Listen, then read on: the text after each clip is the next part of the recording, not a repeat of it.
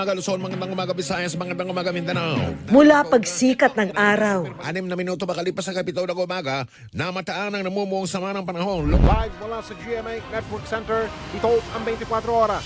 Bakit hanggang ngayon ay 8 milyon pa rin ang nagdodroga sa Pilipinas? hanggang sa pagkagat ng dilim. Nakatutok kami 24 oras. Ang kanyang trademark na tinig Sabi nga ng ilan same pa rin. ang naghahatid sa atin ng mga balitang walang kinikilingan at walang pinoprotektahan. Hindi namin kayo tatantanan. Mahigit 50 taon na ang career ni Mike Enriquez sa broadcasting. Nagsimula yan nung siya'y 19 years old pa lang. Sa di sinasadyang pagkakataon, nang dalawin niya ang isang kaibigang nagtatrabaho sa radyo. Sabi niya, Mike is applying for a job. Sabi ko, of course not. Sabi niya, oh, why don't you try? Nothing to lose. Or read the newspaper. Binasa ko. Tapos at the end, tinanong niya ako, when can you start? Taong 1995, nang lumipat siya sa GMA Network, kung saan sinimulan niyang pamunuan ang radio department ng GMA na kanyang pinalaki mula sa 4 na istasyon lamang. Ang oras po natin, alas 7:38 at 30 seguros.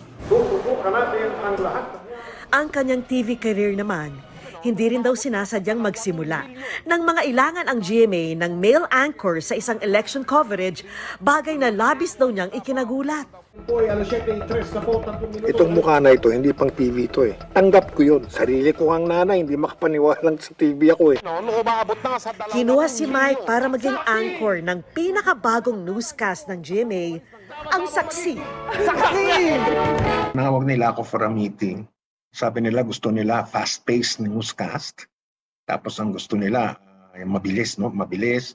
Tsaka puro headlines lang. Nervyos ako noon. Nanginginig ako sa takot, tapos ang lamig pa ng aircon. Basta po kayo, tataas na ang presyo ng langis bukas. Mula rito, gabi-gabi na siyang naging tagapaghatid ng balita na pumukaw sa atensyon ng milyong-milyong Pilipino sa kanyang unique na estilo ng pananalita.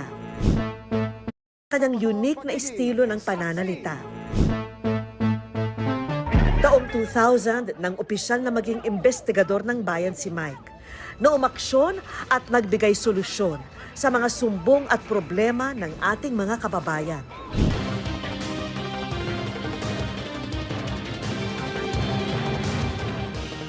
At pagsapit ng 2004, lalo pa siyang naging bahagi ng bawat gabi ng mga Pilipino Narito ang pinakarespetado, pinakapinagkakatiwalaan. nang maging isa sa mga anchor ng 24 oras. Ito ang 24 oras. Dahil hindi natutulog ang balita.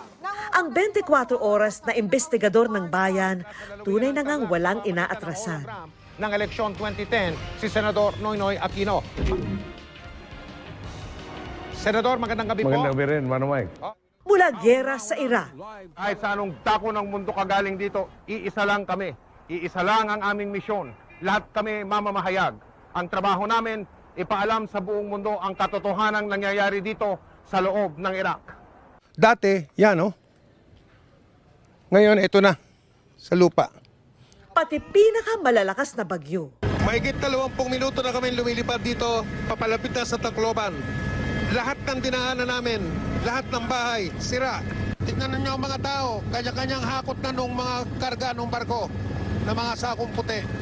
Ni isang bubong, Mel, ni isang bahay, ni isang struktura o gusali, wala ka makikita na walang pinsala. Mga nakapanlulumong trahedya.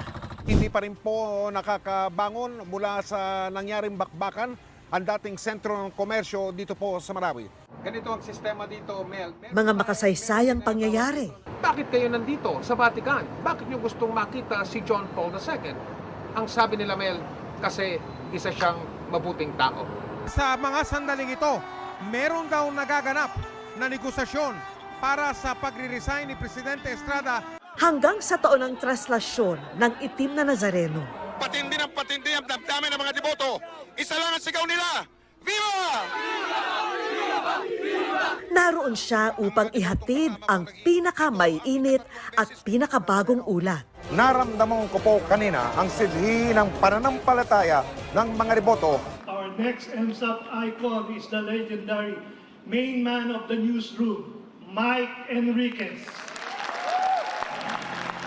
Ang kanyang husay, kinilala hindi lamang dito sa Pilipinas, kundi maging sa international stage. This is an affirmation that we must be into something right and something good. Ako po si Mike Enriquez, buong puso para sa Pilipino. Ito ang GMA, walang kinikilingan, walang pinoprotektahan. Yo! Pero sa kanyang galing sa pagbabalita, kanya rin na ipapakita ang kanyang pagiging tao lamang. Kung saan galing yung bagong strain o uri, excuse me po, hindi po yung coronavirus, ng coronavirus. Good manners and right conduct yun. Kala ng mga tao, arte yun eh. O gimmick, hindi po. Kasi bata pa kami, sinanay na kami na pag inuubo ka o pag binahing ka, dapat mag-excuse me po ka. Sa eleksyon 2019, pusuan ang totoo. Nitong eleksyon 2019, pinag-usapan at naging viral din ang ilan sa mga sinabi ni Mike. Gusto ko silang singilin. Anong maasahan namin sa inyo ngayon? ka na? Yes! Maaga. Akala ko na singilan mo. Oo, para magkaalaman. Magkano Ngayon sa'yo? pa lang, magkaalaman na para sa habang umuusad ang kanilang termino, na-check natin yung ginagawa nila versus yung ipinangako nila. Ngayon, ang aming minamahal na si Mike, hindi muling maririnig ang tinig matapos ang kanyang pagkikipaglaban sa karamdaman. Pero sa aming puso, malinaw na malinaw pa rin ang kanyang boses. Hindi namin kayo tatantanan. Ako po ang inyong kapuso, Mike Enriquez. Totoo, may paninindigan. Gabay namin sa paghahatid ng serbisyo at katotohanan at ng matapang na pagbabalita. Paalam, Mike, hanggang sa ating muling pagkikita.